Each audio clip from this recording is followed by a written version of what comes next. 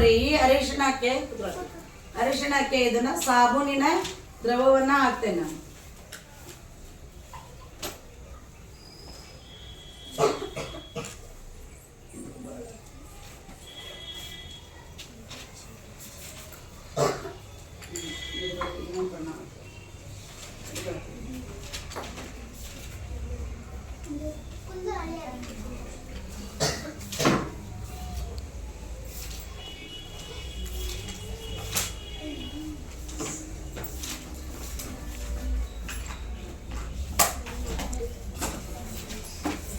ಇಲ್ಲಿ ನೋಡ್ರಿ, ಇದು ನೀರಿದೆ,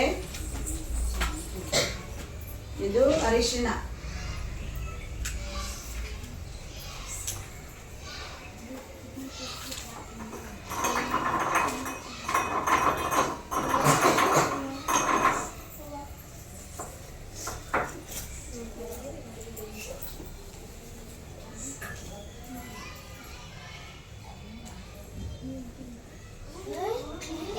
ಇದು ಏನಾಗ್ತೈತಿ, ಬಣ್ಣ ಏನಾಗ್ತದೆ, ಬದಲಾವಣೆ ಆಗ್ತಾ ಅದು ಅರ್ಶಿನ ಕಲರ್ ಐತೆ. ಇದು ಹೌದಿಲ್ಲ? మరి ಬದಲಾದ್ರೆ ಇದ್ರ ಮ್ಯಾಜಿಕ್ ಏನಿಲ್ಲ. ಇದು ಏನಾಯ್ತು, ಈ ರೀತಿ ಬಣ್ಣ ಬದಲಾಯಿಸಿದ್ರೆ ಅದಕ್ಕೆ ಏನಂತ ಕರಿತೇವೆ ನಾವು, ಈಗ ನೋಡ್ರಿ ಇಲ್ಲಿ ಇದಕ್ಕೆ ನಾವು ಲಿಂಬೆ ಹಣ್ಣನ್ನ ಹಿಂಡಿದ್ವಿ. ಅರಿಶಿಣ ಹಾಕಿ ಲಿಂಬೆ ಹಣ್ಣು ಹಿಂಡಿದಾಗ ಇದು ಯಾವುದೇ ರೀತಿ ಏನಾಗಲ್ಲ, ಬದಲಾವಣೆ, ಬಣ್ಣದಲ್ಲಿ ಬದಲಾವಣೆ ಆಗ್ಲಿಲ್ಲ. ಇದು ಮಾತ್ರ ಏನಾಯ್ತು, ಬಣ್ಣದಲ್ಲಿ ಬದಲಾವಣೆ ಆಯ್ತು. ಯಾವುದು ಬಣ್ಣದಲ್ಲಿ ಬದಲಾವಣೆಯನ್ನ ಮಾಡ್ಕೊಳ್ಳೋದಿಲ್ವೋ ಅದು ಆಮ್ಲ. ಯಾವುದು ಬಣ್ಣದಲ್ಲಿ ಬದಲಾವಣೆ ಆಗ್ತದೆ ಇದು ಏನು, ಎಲ್ಲರಿಗೂ ಕಾಣಿಸ್ತಾ ಇದೆ ಅಲ್ವಾ? ಇದು ಆಮ್ಲ, ಇದು ಪ್ರತ್ಯಾಮ್ಲ ಯಾವಾಗಲೂ ಬಣ್ಣವನ್ನು ಬದಲಾಯಿಸುತ್ತದೆ, ಆಮ್ಲ ಯಾವಾಗಲೂ ಬಣ್ಣವನ್ನು ಬದಲಾಯಿಸುವುದಿಲ್ಲ.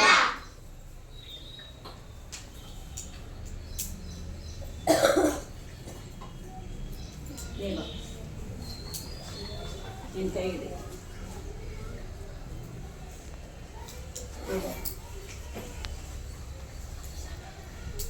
ಈ ಕಡೆ. ಇಬ್ರು ಕೈಗೂ ನಾನು ಏನ್ ಮಾಡೀನಿ, ಈಗ ನೀನ್ ಈ ಕಡೆ ಅರಿಶಿನ ಹಾಕಿದ್ದೀನಿ. ಒಬ್ಬಳ ಕೈಗೆ ನಾನು ಏನ್ ಮಾಡ್ತೇನೆ, ಲಿಂಬೆ ಹಣ್ಣನ್ನ ಹಿಂಡ್ತೇನೆ. ಯಾರಿಗೆ ಮಾಟ ಮಾಡ್ಸಲ್ಲ ನೋಡೋಣ. ಇನ್ನೊಬ್ಬಳ ಕೈಗೆ ನಾನೇನ್ ಹಾಕ್ತೇನೆ, ಸಾಬೂನನ್ನ ಹಾಕ್ತೇನೆ.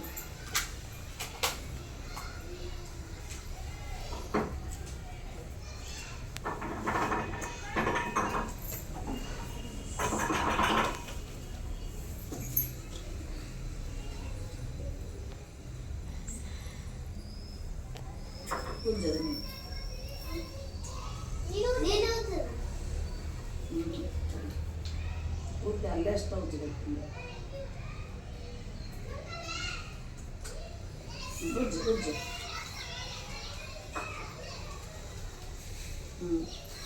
ನಿನ್ ಕೈ ಹೆಂಗಾಯ್ತು, ಸ್ವಲ್ಪ ಇಲ್ಲ ಇನ್ನೊಂಚೂರು, ಇಲ್ಲಿ ನೋಡಿ ಕೆಂಪ್ ಆಗೈತೆ ನೋಡ್ರಿ, ಇಲ್ಲಿ ಕಾಣಿಸ್ತದೆ ಕೆಂಪಾಗೈತಿ.